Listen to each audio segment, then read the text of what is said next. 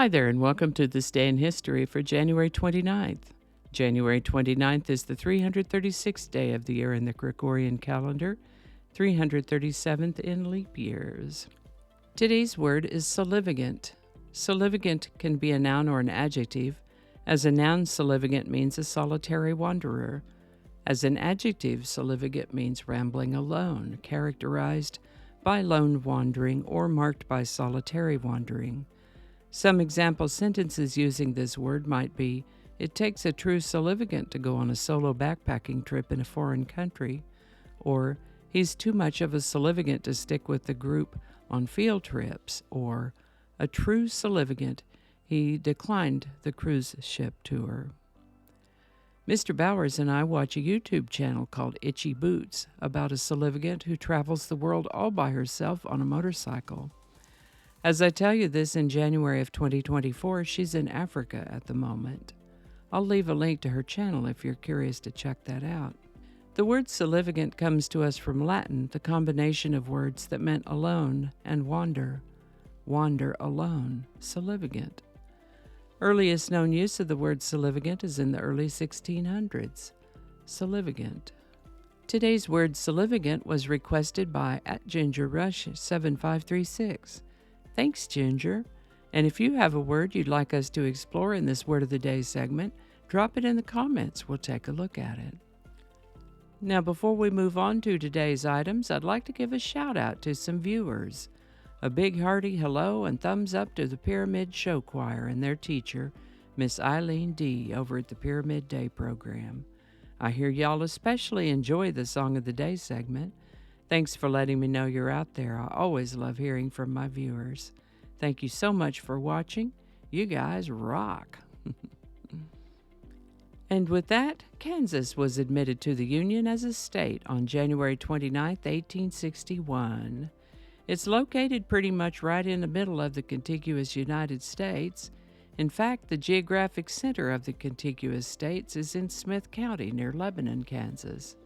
The geographic center of Kansas itself is in Barton County.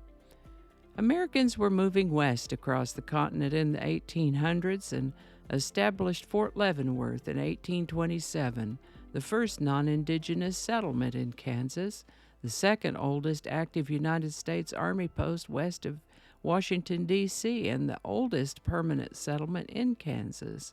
The region was officially opened to settlement in the 1850s. Issues around the question of slavery were a big thing right about then, along with plenty of debate between abolitionists and pro-slavery people, and some of that debate involved the question of, if Kansas were to become a state, would it be a free state or a slave state? The answer to that question is that Kansas did become the 34th state of the Union on January 29, 1861, and they did so as a free state. Kansas is the 15th largest by area, 36th most populous state, and 10th least densely populated. Kansas nicknames are the Sunflower State, the Wheat State, America's Heartland, and the Free State. The name Kansas comes from a word that the Algonquin people called the Quapaw people, and it's said to mean people of the south wind, although the original word's meaning may have evolved from its original meaning. That sounds nice, though, people of the south wind.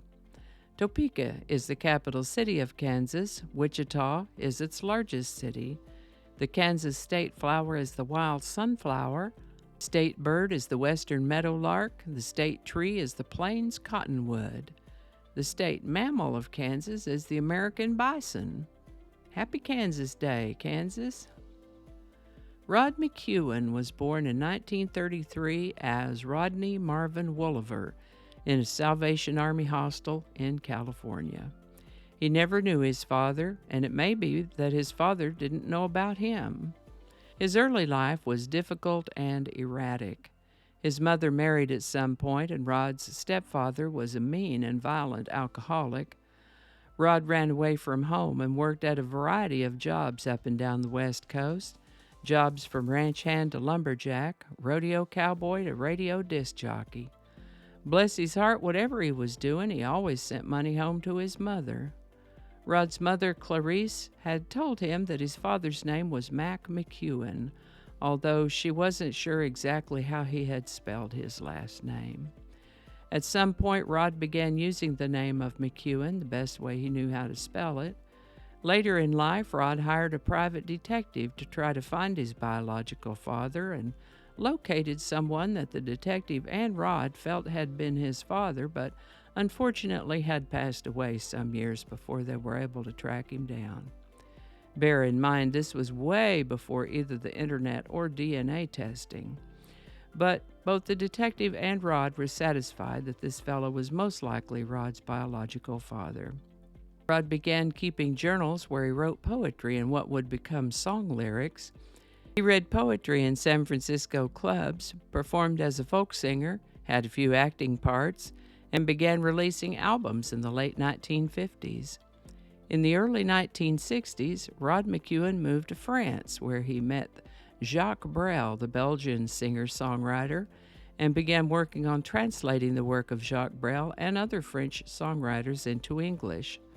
Rod McKuen himself wrote over 1,500 songs and released somewhere around 200 albums, which account for the sale of over 100 million records worldwide. Dozens of artists, Robert Goulet, Barbra Streisand, Johnny Mathis, Dusty Springfield, Frank Sinatra, and a good many more, have performed songs by Rod McKuen. He even released a novelty record, The Mummy, which he released under a pseudonym. We could go on until well after lunch talking about Rod McKuen. He was incredibly prolific throughout his life. He retired from live performances in 1981, but kept creating. Rod McKuen got pneumonia and passed away on January 29, 2015. Rod McKuen. Now, before we get on to today's song, I'll mention that I've been making these episodes for a while. So if you're curious about what else I might have talked about in a previous year for January 29th, I'll leave a link for you. Today's song is Jean by an artist known as Oliver. The song was written by Rod McKuen for the 1969 movie The Prime of Miss Jean Brodie, and I understand that Rod did record a version of that song, but Rod's version never quite took off. An artist known simply by the name of Oliver also sang Jean, and that version did take off. It went all the way to number 2 on the U.S. pop charts, number 1 in Canada. Oliver was a bit surprised at the success of his cover of this song, describing it as a ballad in the psychedelic era. Pretty song, Jean. I found links to the one by Oliver and also one by Rod McKuen, and those are in the description. And I think that's going to do it for us today. Thank you so much for watching. Consider subscribing if you haven't already. Feel free to share this video with a link in your email, messaging, or social media.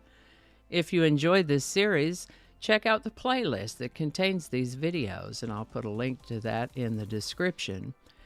That description lives on YouTube, so for other platforms, I'll include a link to my blog page that's called No Really. You can also find me on Rumble, BitChute, and Odyssey. All those links in that description. Alrighty, that's all I can think of right now. Thanks again and all. See you next time.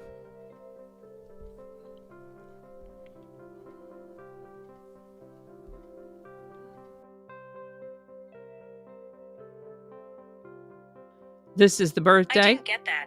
Could you try again? I wasn't talking to you. John, are you kidding me? Okay, hold on. We got to make that be quiet. You got to read the black part. Hi there, and welcome to This Day in History for... Oh, where's your microphone? Okay, we don't want to say the same thing twice. Oh, get your microphone. What is it with you and this microphone? Okay, here we go. Okay, we are still recording. That's great. Okay. How about that? We'll have a lot to edit today. Cacophony is a sound. cacophony is a noun that you got to read it the right way. Let's start over.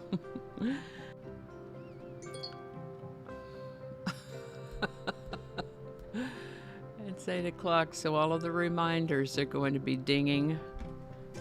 I forgot to turn those off. Okay, stop it. It's 8 o'clock. Don't alienate people who can be helpful to you. Flinging happiness all over the place. Alrighty, back to work. I think we got it this time.